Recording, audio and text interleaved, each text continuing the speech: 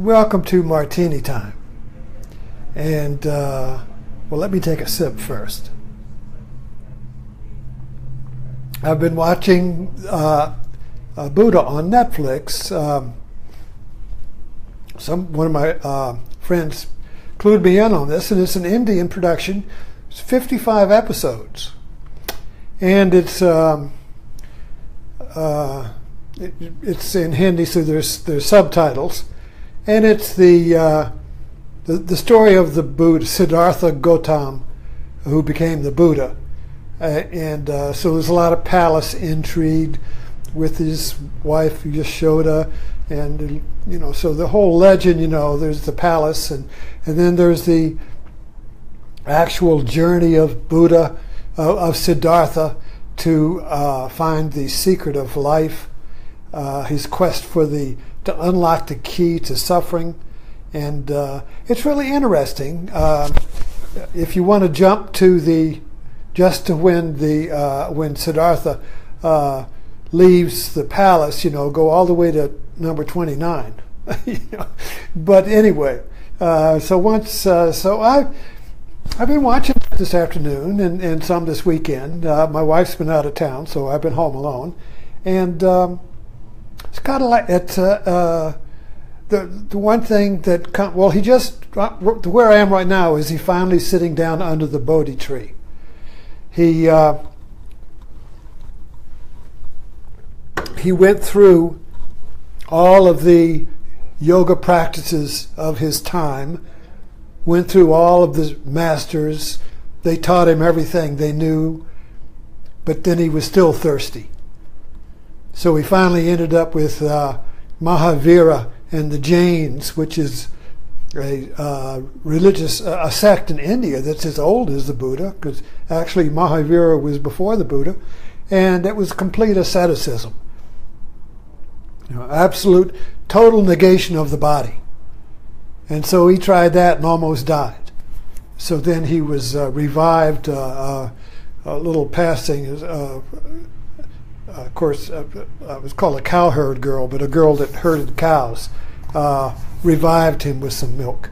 And so that's when he sat under the Bodhi tree, and to go through the last stages of enlightenment, and the meeting and his encounter with Mara, or Satan in Christianity, who tempted him with 3 temptations: desire, fear, and doubt, you see. So where I am right now, he just went through desire, got that one out of the way. But I was thinking too, sitting under the Bodhi tree. Now Bodhi means knowledge. The sitting under the knowledge tree. Well, that's just like in the Garden of Eden. So there was a tree of life in the Garden of Eden, but Adam and Eve got exiled, and God put some cherubims there, and they couldn't get back in. So they never got to the tree of life, tree of knowledge. Oh, they ate the knowledge of good and evil, but that's not the tree that Buddha sat under. The tree that Buddha sat under, the Bodhi tree, goes beyond good and evil, goes beyond morality, goes beyond belief. And I was talking about this morning, going beyond belief. So that's what the Buddha did. He was going beyond belief. Belief in this teacher, belief in that teacher, belief in this way, belief in that way. All beliefs in all the means to the end. Give them all up. And he just took the vow, I'm going to sit here until I break the Enigma code. It's kind of like World War II, Britain, going to break the Enigma code, going to crack that thing, going to read the code of the mind. I'm going to figure out what the code is that writes the mind. It's like HTML, writes the code of the computer. If you can read that code, you can change computers. You can write your own program or fix it. So this, basically Buddhism is the code of how the mind works. But what reads the code? Well, it's not the mind. It's not thinking. It's not analysis. It's not science. See? You have to read your code of your own mind. not somebody else's mind, not the mind as some kind of, as a theory, you see. There's no theory of the mind in Buddhism. It's the way to discover how to read the code of your own mind as your mind is doing stuff. So it's like reading the code on the go. It's like reading the code as you're doing it, you see. And when you're reading catching the mind in action. So anyway, so Buddha sits under the Bodhi tree and attains enlightenment. And you can see the difference between the two cultures here if you compare the legend of the Buddha and the legend of the Garden of Eden, because they're both legends.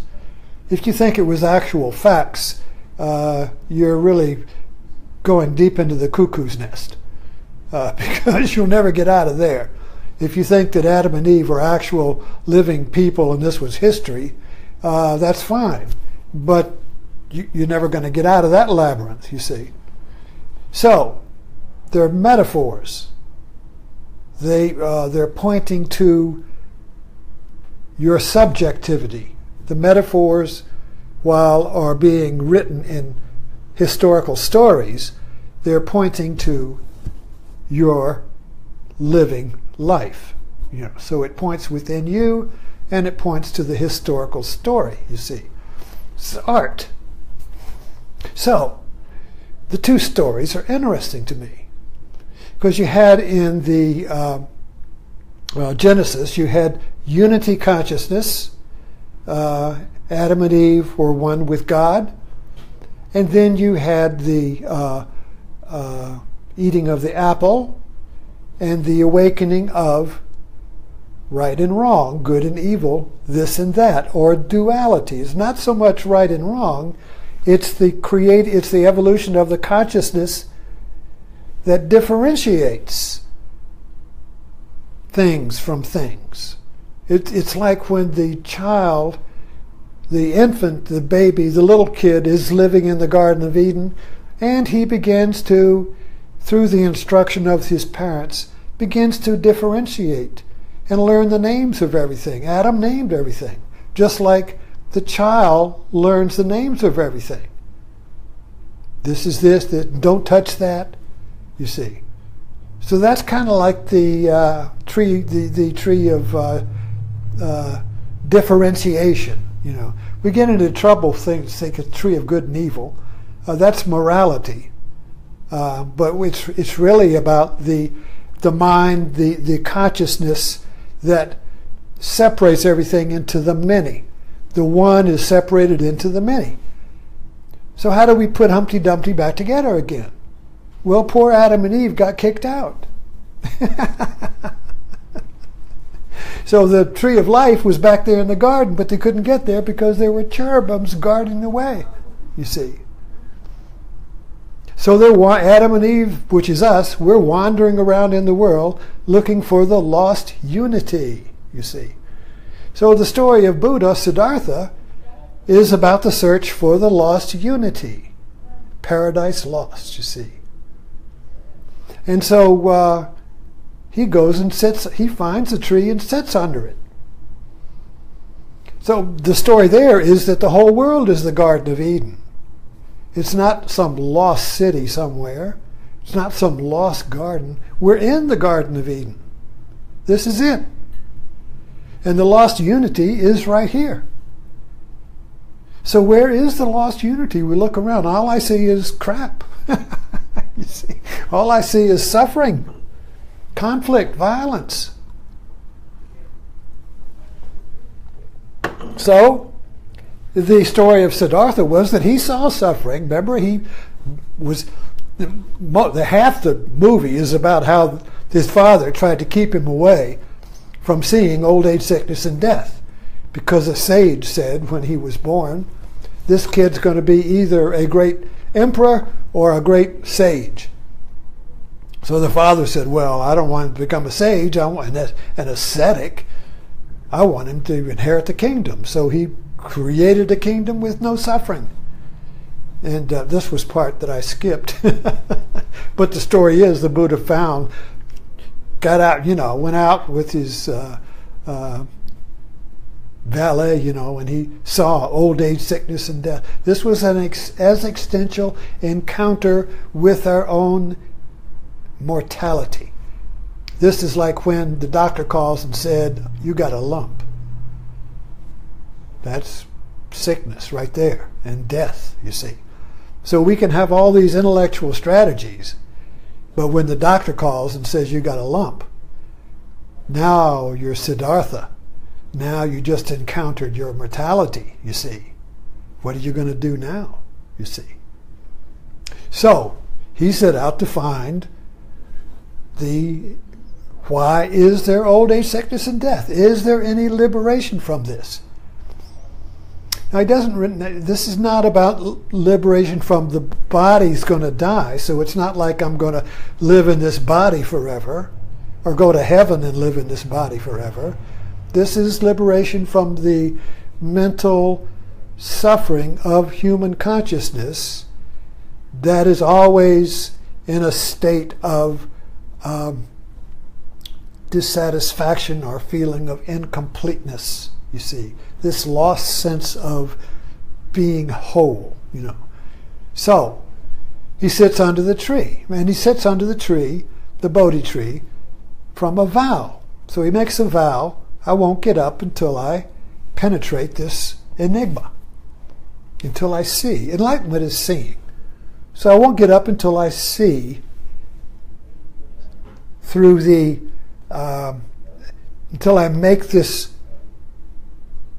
physical world transparent to the transcendent or the unity that I want to not know intellectually, but be. In other words, Siddhartha was not about knowing something intellectually like a philosopher or a theologian. He wanted to be the truth. Big difference. This is Gnostic knowledge, Gnosticism. I want to be one with the truth. That's atonement. This is what Jesus said when he said, I and the Father are one. So if you say the Father, instead of saying, well, that's some guy upstairs with a beard, no, the Father is truth. I and truth are one. What is truth, you see? So it's not an idea. It's not a philosophy. It's the totality. So I and the whole are one, you see. And yet I'm separate. So how can I be separate, unique, and be absorbed by the one, to disappear in the one? So when we become the one, you see, that means we don't exist anymore. I mean, we are the one. It's kind of like when you go dancing and you jump into the dance, you are the dance. Until you start thinking about, oh, what time is it? Or am I looking foolish? Then you're separate from the dance. But when you lose yourself in the dance, you're one with the dance, you see. So being one with life is like that. You lose yourself in the moment. You're not self-conscious of yourself. What do they think? Are you looking at me? Self-consciousness goes, you see. You're not worried about what will people think. You are the present moment. That's unity. And so Siddhartha and the story of the Buddha is really our story. I know when I came here to Blackstone, well, actually, I've taken two vows. This weekend, I've been looking back over my life a lot. It was the Guru Purnima weekend, and thinking about Swami Muktananda and how I got to Blackstone. And one of the things about the Buddha was that when he sat down under the Bodhi tree, his whole life passed before him. So this weekend's been kind of like that for me. And so when your whole past life comes before you, you get a little perspective on it, and you see the metaphor in it, and you see the stages in your life. So there were two vows that stand out to me right now. And the first vow was my second marriage. The first one that I got married in 1960 down the street here in the Baptist church, that vow didn't hold. So I got divorced, and that vow didn't hold. So we got remarried on Guru Purnima in 1978. But I remember very distinctly taking the vow, I will not break this vow. I will not leave this woman. I will not break this vow, no matter what. This is it. And then I spent my life in the military family, and then after I left home, moving every 2 years, a seeker, wandering. And then when in 1986, I got a job with the Courier Record here in Blackstone, a place that I had tried to leave for 5 years. But when I got that job, something shifted, and I made a vow that I will not leave this town again. I will not leave this place in search for a better place. I will not leave this place in search for a better place, you see. Or a better place where my dreams could come true, in other words. And so it's kind of like each of us has to make a vow like that. And I'll sit under this tree until I crack the code. I'll sit with this person until I crack the enigma. I'll stay in this place until I crack. It doesn't mean you can't leave. But I'm just saying that if you leave because you think there's a better place, you'll take the same problems you have here to the better place. So the answer to our desire for unity is not found horizontally in time. It's always going to be found where you are. So if it's going to be found where you are, then just jumping around like a grasshopper is just going to delay the time when you take the vow to stay where you are and crack the code where you are. You see, the eternal now is always now. We're always now. So unless you realize that, you're never going to crack the enigma code of the mind and solve the question of why do I suffer? You see, this is a personal question. Why do I suffer? Why do I have to suffer? Why did this happen to me? And whenever bad stuff happens, it's always like that. Why did it happen to me? I was really trying to do so good, you see. Why did I have this accident? You know, why me, you see? All of that, you see. We don't suffer when everything is working right, but as soon as things don't start working, oh my God, why? What am I doing wrong? What should I do now? You see. So this question then of the vow is really this the legend points out. You see, these legends of Jesus and Buddha. These are all not historical documents. We miss the point then. They are really instructions on how we can break the code, break the lock of suffering, and be liberated from the karma of suffering. You know, in Buddhism gets people say, well, it's all about reincarnation. No, it's not. Let me tell you why.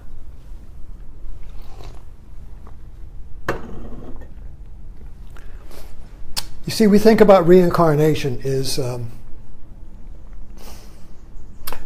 the birth, the reincarnation of a soul. So it's kind of like I got a soul, and instead of going to heaven, see, in Christianity you just got one shot. And you got one life, and you either go to heaven or you don't. And if your soul goes to heaven, then you get to stay there for eternity. As who you are right now, which is kind of ridiculous. But anyway, so then reincarnation says basically, well, you got a soul, and it just is not going to heaven, but it's just going to reincarnate in a new body until you crack the code and get liberated from suffering, and then you don't get reborn again. So this is an Eastern idea. The idea is to stop rebirth, whatever that means, you see. But this is not the Dharma. This is not the real teaching of the Buddha. The real teaching of the Buddha is that we reincarnate our past every moment. Every moment, I reincarnate myself as I was in the previous moment. So every moment, you see, that's looking at time differently, is that every moment, if I don't penetrate the truth of reality, that's my phone ringing. Let me just turn this thing off. I forgot to. Okay. Yeah. So this shifting, the way we look at time is important. You see, reincarnation makes sense in time. Going to heaven makes sense in time. But what if time collapses? What if time is now, you see, and the past and future is in now, you see. There's a shift in the way we look at time. And what happens then, that reincarnation takes on a different meaning. That means that when I think of myself in time, I want to make myself permanent. So I'm reincarnating my personality and my past and my conditioning every moment, you see. But that creates a sense of Groundhog Day, if you remember the movie. The sense of I'm recycling myself. The sense that I'm just repeating myself in different clothes in different moments, but it's the same pain. I'm just reincarnating the same pain. I have death and birth. Every moment is a death and a birth, and nothing has changed.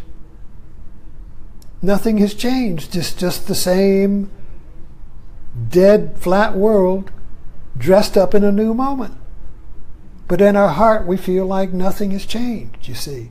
And that was what the Buddha wanted to, that's what Siddhartha wanted to crack. That's what he wanted to penetrate, you see. How can I stop reincarnating myself as somebody who suffers? I suffered, my whole life has been suffering. So every moment is just a reincarnation of that whole pattern, you see. I don't see the pattern. I don't see the pattern. It's like a roller coaster. When you're in the roller coaster, you just see the moment you're in the roller coaster. You don't see the whole ride at once, you see. So when people, like I said this weekend, I was really kind of like seeing my whole life, you know.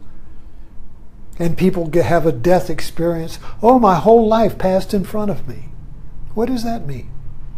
It means you saw the whole roller coaster at once. You see? You saw the whole, so when we're on the roller coaster, when we're in karma, we just see what we're at right now, and we don't see the pattern. We don't see the wave, we just see the particle. So awakening and insight, Satori, Kensho, is seeing the pattern. And when you see the pattern, you're free from it. Because the pattern is creating suffering. So when you see the pattern, you see, all at once, boom, gestalt, I see the whole thing. It drops. It drops off. Boom. And you're light. You're unconditioned. You're free. And of course, in the path, the karma comes back, and then you have to see it again. But it's weaker.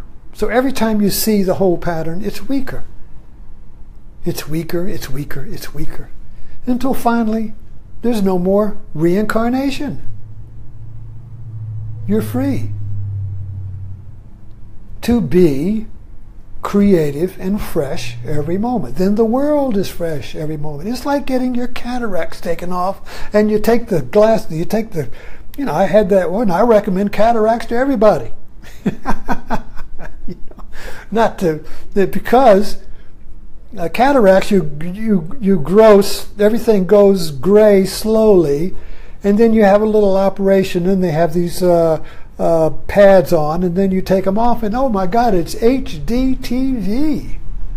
I never knew the world was so bright and vivid. It's kind of like getting a new iPad with new technology on it.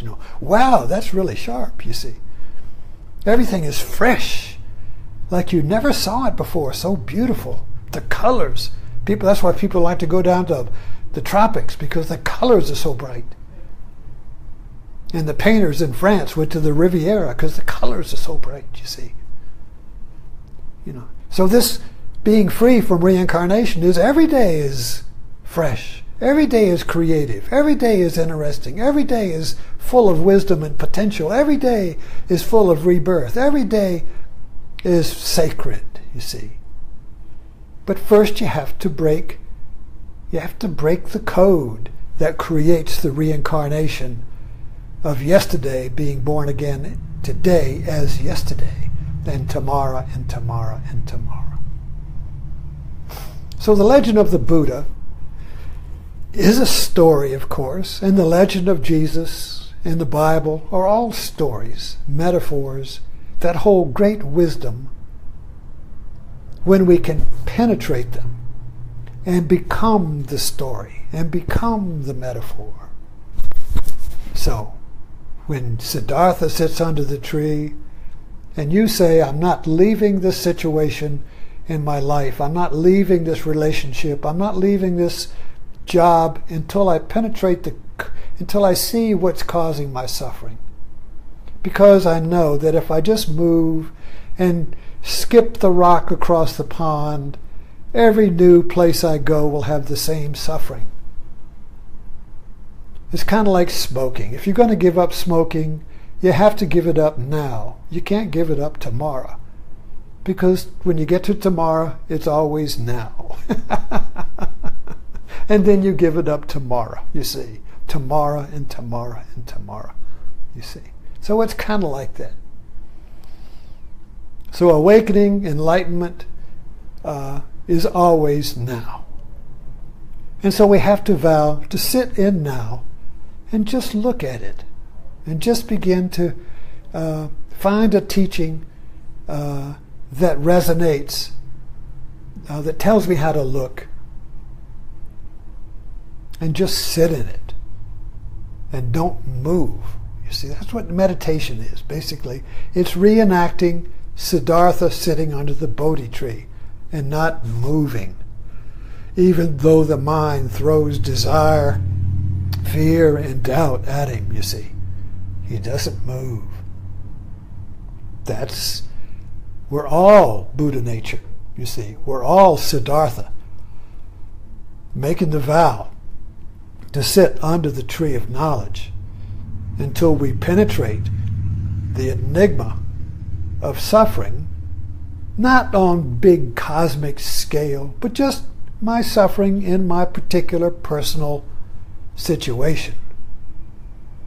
The whole cosmos is personified in your particular situation, you see, in your everyday mind. That's the whole deal right there, just for you to sit in and figure out. So anyway, thanks for dropping in, and I'll see you in the morning at Zen Live.